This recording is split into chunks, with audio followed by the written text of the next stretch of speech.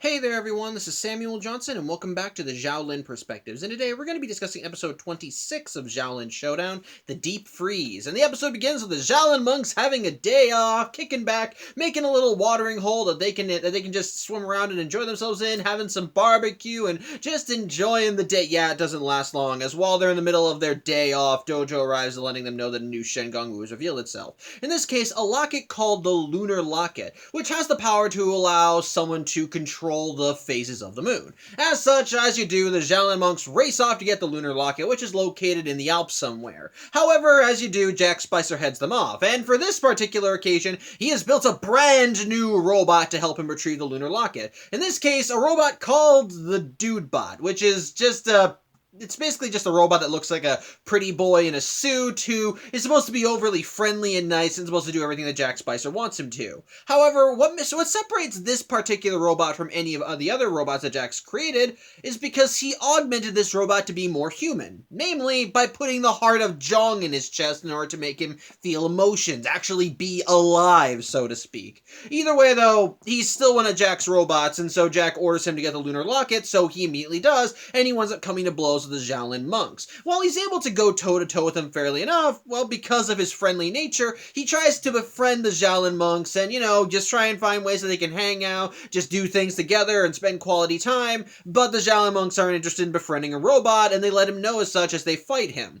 As such, the Dude Bot begins kind of having an existential crisis right there in the middle of battle, and while he ends up losing the Lunar Locket, Jack is able to grab it via his ship, and when he orders the Dude Bot to come back with him, well, the Dude Bot, having kind of hit the zenith of his existential crisis, decides that he doesn't want to be alive, and essentially commits seppuku as he pulls out the heart of Zhong and then just tosses it away. And without the heart of Zhong, he basically just falls apart and dies. So yeah, kind of not a pretty end for him.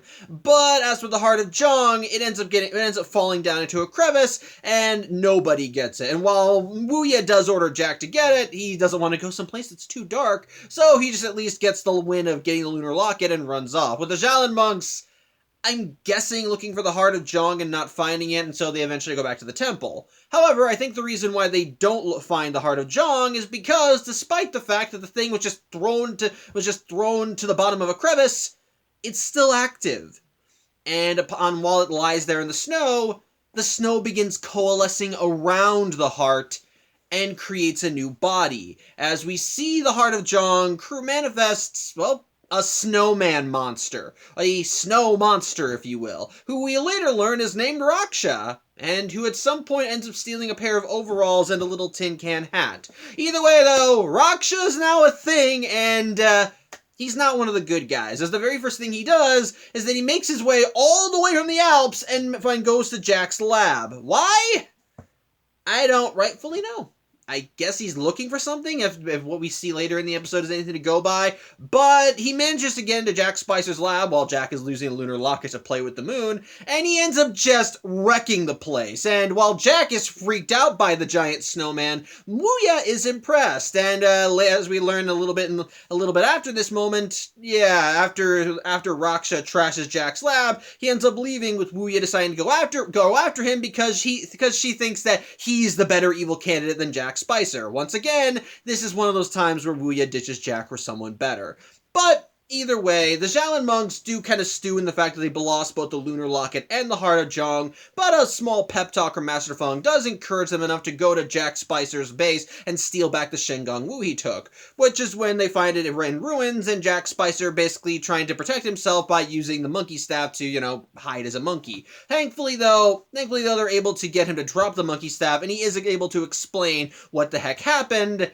And subsequently, he starts begging the Xiaolin monks to look after him because he's got no one now. All of his robots have been smashed. Wuya ditched him. He needs his help and blah, blah, blah. For whatever reason, the Xiaolin monks don't just leave him there, even though they really want to, because Omi says that it's the duty of the Xiaolin monks to defend the helpless, which unfortunately at this point includes Jack Spicer. Code of honor can bite me. Either way, though, they bring Jack Spicer back to the Xiaolin Temple, because of course! But before they can find him a bunk where he can sleep in, Raksha ends up attacking the Xiaolin temple, wanting to get the Shengang Wu. I'm assuming the reason why he wants them now is because of Wuya whispering into his ear, since obviously she's partnering with him now. And while the Xiaolin monks do their best to fight against Raksha, well, it turns out Raksha is a very formidable foe, since because his body is made up of snow, he's very malleable. They chop off his arms, he can grow 6 back. They try to attack him, he can just freeze them with either ice breath or just grabbing them. Even if they manage to rip him apart, he can just grow parts of himself back. So, yeah, Raksha is a very formidable foe. However, as everything is going on with the battle, Jack Spicer, obviously being still an evil douche, decides to take advantage of the monk's distraction to steal from the Shengang Wu vault. Yeah, like I said, brilliant plan, just bringing him back to the temple, guys. Screw the revolving door joke I made before. You should just put out the welcome mat for him at this point.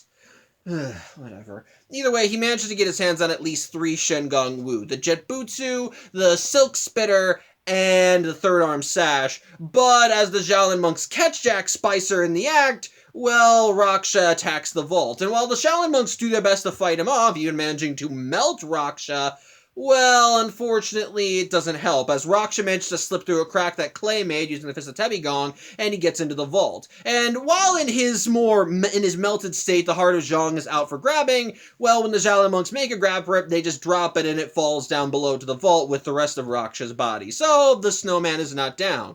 As such, he ends up crawling out of the vault, and once more, Jack takes advantage of the commotion to make a hasty getaway. This time using the Tunnel Armadillo to just basically drill his way out of the temple, with Raksha following after. So, yeah, I'm just gonna call this a loss on the Xiaolin monks' heads, because they're the morons that let this guy into their place! Just saying! But ultimately, Jack managed to make his way, I guess, to a jungle somewhere with what he thinks is his loot,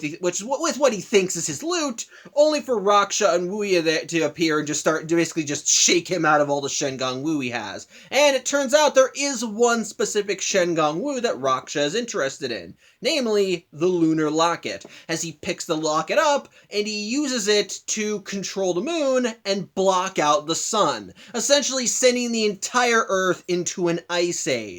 Basically, Raksha's perfect world. As such, the Xiaolin monks are freezing their butts off and they're trying to figure out how they can beat Raksha. And at this point, Jack Spicer once more comes crawling back to the Xiaolin monks, who don't really want to see him, but at this point, I don't think they really give a shit anymore. And ultimately, Master Feng is able to once again get the Xiaolin monks' hopes up by telling them if they want to fight Raksha, then they kind of need to control the battlefield. And sometimes the best way to fight your enemy isn't to go searching for them, for have them search for you. As such, the Xiaolin monks decide to take advantage of the fact that Raksha now owns the world to basically create a place that they know he wouldn't like. Namely, they're going to turn the heat up at the Xiaolin Temple, as they use a combination of the Orb of Tornami, the Star Nabi, and the Sword of the Storms to basically create a hot water storm that basically warms up the entire temple. And this does get Raksha's attention, as while he's sitting in, I guess, an ice palace with Wuya trying to urge him to go out and take over the world, even though as Raksha points out, he does own the world. Excuse me a second. Sorry, Chinny wound up messing with the tablet a little. But yeah, like I said, but either way, when the instant Raksha sees that there's a hot spot in his little perfect utopia, he decides he needs to go deal with it, with Wuya saying that they should explore and go get some Shengang Wu while they're at it, because I guess like I said, even though they rule the world at this point, I don't want to know. I guess it's not her way. Either way, Raksha arrives at the Xiaolin Temple, and the Xiaolin monks do their best to fend him off, but again, he is overpowering them. They do manage to get some hits in and do manage to get some damage, but no one has the bright idea of removing the Heart of Zhang from his chest. They just try to melt him or take away parts of his body. And then at one point, Omi accidentally makes him bigger as he shoots a water stream at him, and Raksha just takes it in and turns it into snow to make himself bigger. Because, yeah, smart move, right?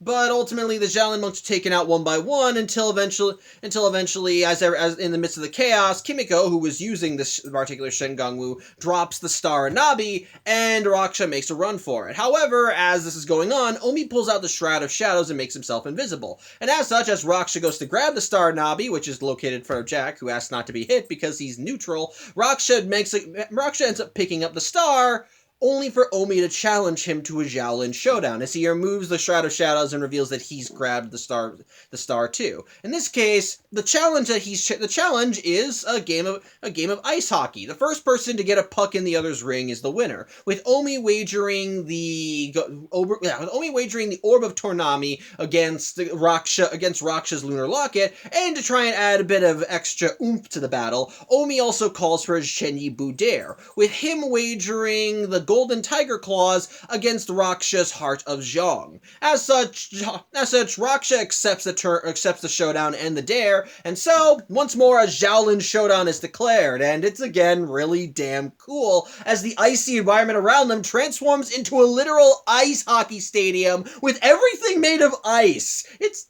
actually kind of awesome, and I love it. Omi is decked out in hockey gear, and even Raksha transforms his body to look more like armor, even creating his own ice hockey stick. It's actually really damn awesome. As such, Omi and Raksha with the Star Nabi acting as the puck, Omi and Raksha start trying and outmaneuver each other, and it's still pretty damn cool, especially seeing them using their respective abilities and powers and Shen Gong Wu to try and overpower the other, with Omi trying to create a wave to try and hit Raksha, with him using the lunar locket to literally call down the moon and reverse the tide of the wave, which doesn't really make sense, but hey, cartoon logic, plus these are magical artifacts, what do I care? But eventually, Omi does manage to turn the tide of battle, as he managed to hit Raksha with a giant wave of water, which causes his body to start getting a little mushy, even though in another scene, he was able to convert it into snow, but whatever, maybe it was the volume of water that allowed this time. Maybe he wasn't able to take it in. But either way, in his weakened state, Omi is able to get one less hit in, as he manages to not only smack the Star Nabi into Raksha's net, but he also manages to knock the Heart of Zhong right out of his body, effectively stopping Raksha right there, not only winning the showdown, but ending his threat once and for all. As such, with Omi now the victor, he lays claim to all the spoils all of his spoils, which of course in this case is the Star Nabi, the Heart of Zhong, and the Lunar Locket, and thus using the locket's power, he's able to shift the moon out of place and return the world back to normal. As such, the episode ends as everything starts calming down, the world starts heating up again, and while Wuya once again goes to Jack Spicer because she once more has no other options, Master Feng calls the Xiaolin monks together because, well, he's been noticing that the forces of evil have been upping their game as of late. They're facing a lot more powerful foes that can easily wipe the floor with them, and so he believes that going forward, the Xiaolin monks might need a little bit of extra protection. And as such, he unveils to them some new robes, new armor, basically. It's basically just a set of blue suits with face masks and extra protection on them that they're basically going to be wearing in the Xiaolin showdowns from now on. So, like I said, remember how I mentioned how whenever there's a previous Xiaolin showdown, the monks are always swapped into their regular robes if they're in civilian gear? Well, now every time a showdown is called, they're going to be wearing this new protective gear, which it looks cool. I dig it. It looks a lot more fancy and looks like it's more ready for battle, so I like it, but yeah, that's the plot. That's the overarching plot stuff of the episode. But yeah, that's the deep freeze. And my thoughts on it? I think it's an enjoyable episode. On the surface, there is definitely a lot of stuff that's kind of odd about it. I guess if I can say, I guess one major thing that kind of got on my nerves in this episode was Jack Spicer. This is him kind of at his weeniest, so to speak. And I know the idea is that Jack Spicer is a weenie and kind of a moron who tends to sometimes be in over his head, but he's at least semi-competent. He has been able to outsmart the monks in the past. He's gotten some victories over them before, and while there have been times when he's worked alongside the Xiaolin monks, it's usually just been in his own self-interest. And you can make the argument, well, it's in his own self-interest here too, but the difference is the monks really have no reason to trust him. I think it kind of reminds me of the Panda Town episode where he went to the Xiaolin monks and said, "I can help you get into Panda Bubba's domain," and they just believed him hook, line, and sinker. It's I understand. Jack Spicer is aware of who your enemy is, and his base has just been wrecked by this giant snowman that Wu has decided to side with. But why are you letting him come back with you to the temple? I get what Omi said. I get what Omi said. He's weak now. They should help him. He's defenseless. They can't just leave him on his own. Counter argument, this is Jack Spicer, evil boy genius. don't let him in your house. I understand maybe wanting to help him out a little, but this is a guy who needs constant fucking supervision. Otherwise, he is going to stab you in the back because that's what he does.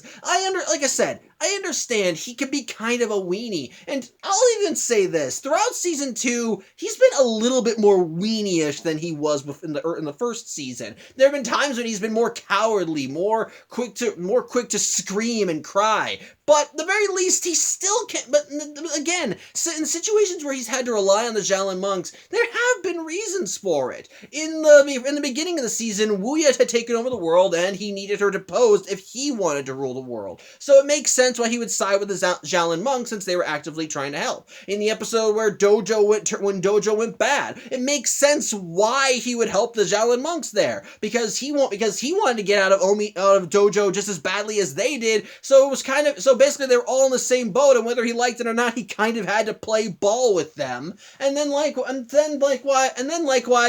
Actually, I think that's really all I can think of. I think that's the only other times that's happened. If there's other times, I'm either forgetting them or I'm either forgetting them or they weren't as important. If there are other times, please let me know. And I mean other times before this episode. So again, oh yeah, actually there is one more time. That is the last thing I thought about. As the only other time he's helped the Xiaolin monks was in the Shard of Lightning episode when his robot double betrayed him and he helped Omi win the showdown as a sort of payback. Those are the only times that I've ever thought that he actually helped the Xiaolin monks. Now again, in this particular instance, he's lost most of his stuff, and this snowman is a threat to the Xiaolin monks as well. But at the time that he begs for the Xiaolin monks' help, I don't think he's beyond saving, and Raksha has not reached the existential threat that he becomes at the end of the episode. No. He's basically a much stronger villain of the week. Think the Cyclops, except made of snow. I don't really see why he'd be begging for their help, which is another reason why I think we see more of Jack being a weenie in this time around. It's just kind of annoying, and the Xiaolin monks just letting him in, even knowing that he's a threat, is stupid. I understand their code of honor, so to speak, but again, this is Jack fucking Spicer, and even in the times that he has helped them, he has made it clear he is still one of the bad guys, and he only is working with them for the sake of convenience. I don't see what they would get out of helping him this time around, except for the metaphorical knife in the back that he gives them later when he steals their Shengang Wu when their temple is attacked by the giant snowman. That's just stupid. It's annoying. And the fact that he goes back to them later and they still just let him stay is dumb. Although it does lead to something funny because the scorching rain ends up burning half of his face. So you know what? I'll give you that one. That was actually funny. So I don't know. It's just like the stuff with Jack Spicer, I think, is annoying. He's written he's written even more dweebish than he normally is, and I don't like it. Which, like I said, is sadly something that kind of is more prevalent in season 2, but it's more noticeable in this episode. And likewise, the fact that Xiaolin monks do it anyway without any kind of supervision on this kid, I don't know. It's just stupid, and I don't like it. And so yeah, that's kind of a problem. And another problem, sadly, is Raksha. Although it's more just the fact that I guess in his case, it's that there's really not a lot to him. Raksha is basically just a souped up villain of the week, a mook in the truest sense. But I'll give credit where it's due.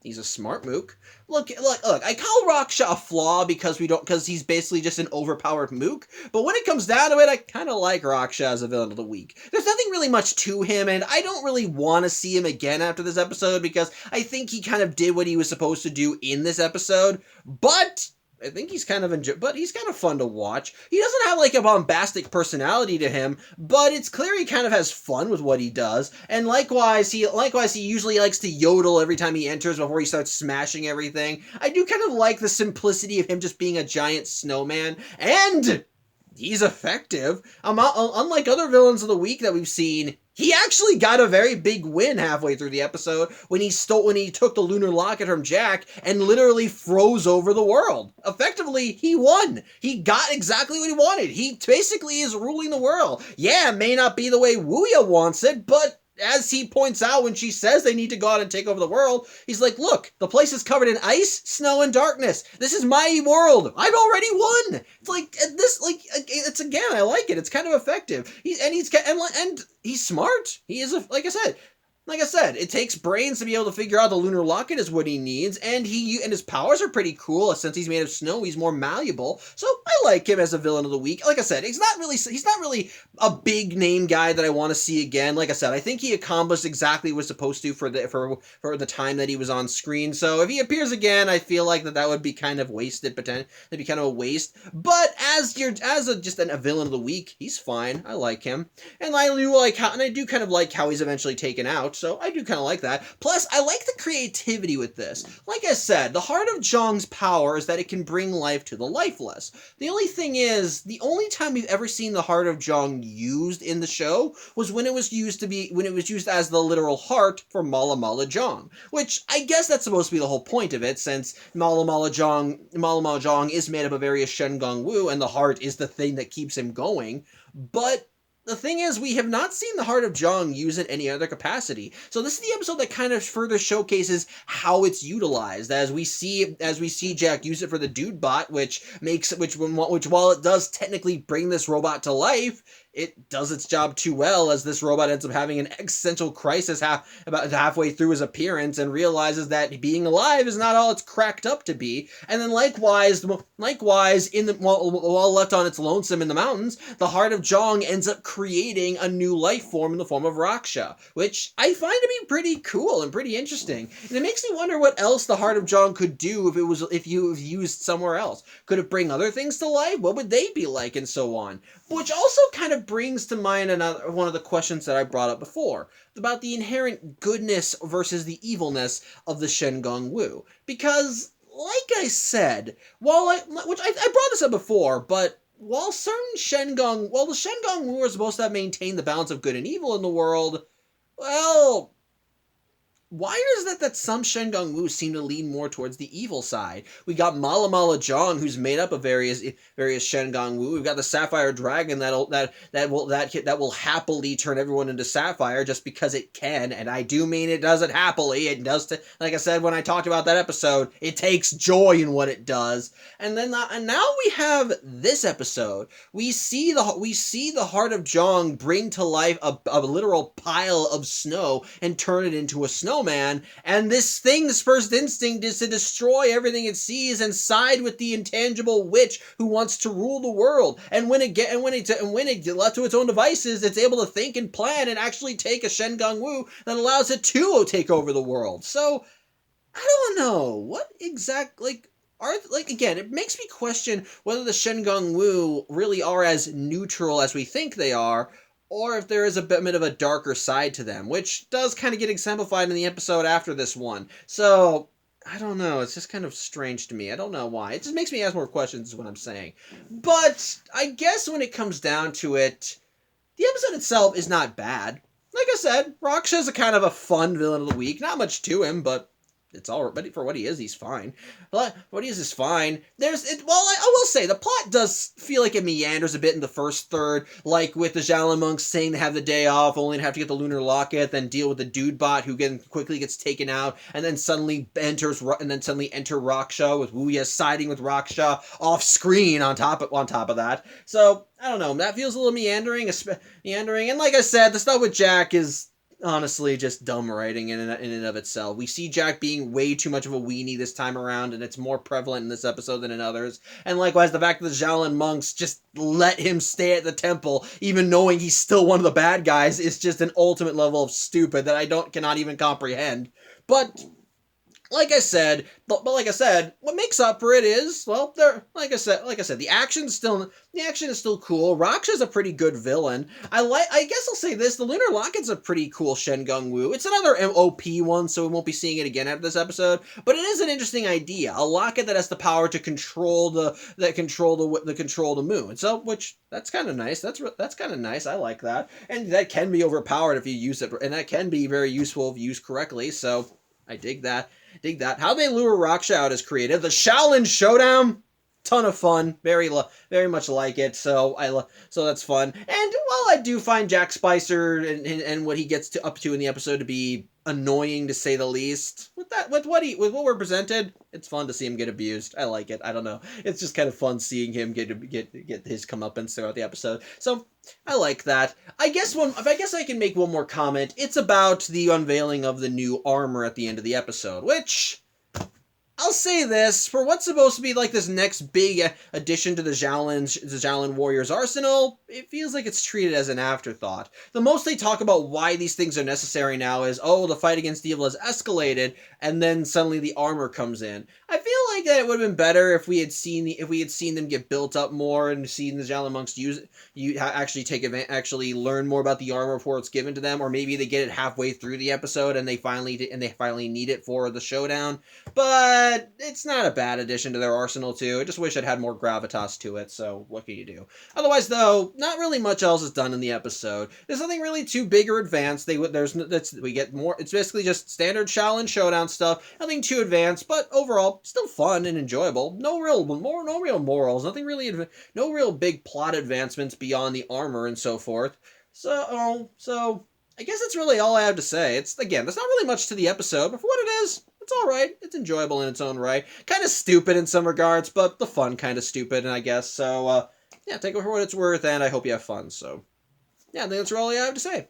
I thank you for watching. I'm Samuel Johnson, and next week the Xiaolin perspectives are going to go on a hiatus. It's not going to be a 3-week hiatus like when I looked at the Deadpool movies, but I will be going off for a week, as next week I plan to do a vlog on the latest Venom movie. After that, the Xiaolin perspectives will return, and, well, we're going to be seeing another old foe return, only this time he'll be a lot more powerful, and times 4. So till then, I hope you have a good Friday, and take care.